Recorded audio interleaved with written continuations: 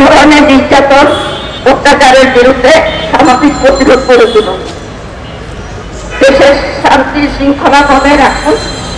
কেউ যেন অশান্তি সৃষ্টির সুযোগ না পায়।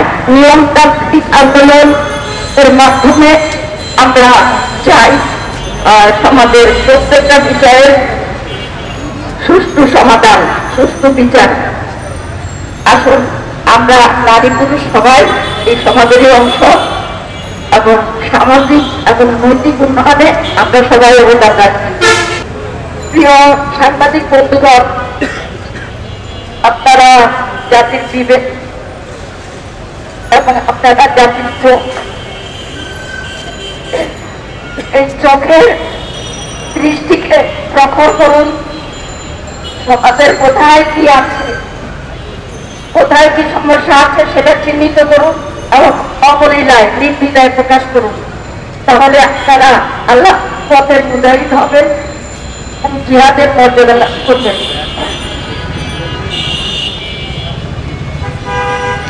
আমরা আজকে আর ঐতিহাসিক ঘটনা এবং তার করুণ মৃত্যু, এই ঘটনার তীব্র প্রতিবাদ করছি এবং সরকারের কাছে আমরা দ্রুত বিচার আইনে শাস্তি দাবি করছি। আমি সরকারের কাছে নিম্ন আবেদন করছি।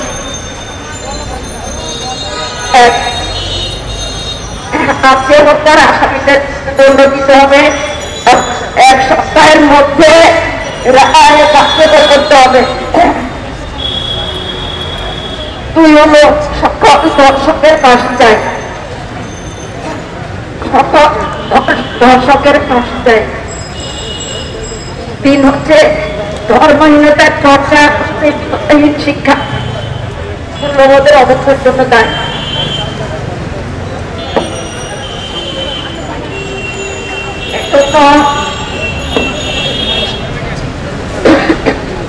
এজন্য ইসলামী শিক্ষা ব্যবস্থার জাদু এবং গরিমা মূল্যবোধের প্রয়োজনকে উদ্ধৃত করতে হবে। 4 নম্বর হলো বিচারহীনতার সংস্কৃতি থেকে আমাদেরকে বেরিয়ে আসতে হবে। ধর্ষণ এবং হত্যাকাণ্ডের বিচার 4 সপ্তাহের মধ্যে সম্পন্ন করতে হবে এবং তা কার্যকর করতে হবে। যেখানে প্রত্যক্ষ প্রমাণ বিরাজমান সেখানে কেন অযথা সময় কেমন করা হবে? কারণ যদি দেরিতে বিচার হয় তাহলে বিচার না হওয়া একই সমান। 5 নম্বর দাবি আমাদের, শতকরা 87% মুসলমানের দেশ এই বাংলাদেশ। সুতরাং এই দেশে কোরআনের আইন চালু করতে হবে। আর কোরআনের আইন যদি বাস্তবায়ন হয় তাহলে অবশ্যই এই ধরনের অপরাধ কমতে বাধ্য। প্রিয় ভাই এবং বন্ধুগণ,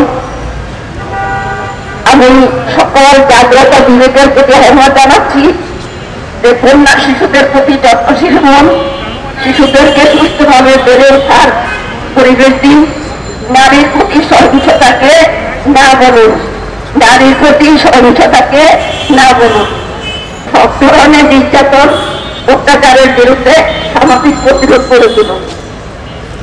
দেশের শান্তি শৃঙ্খলা বজায় রাখুন। কেউ যেন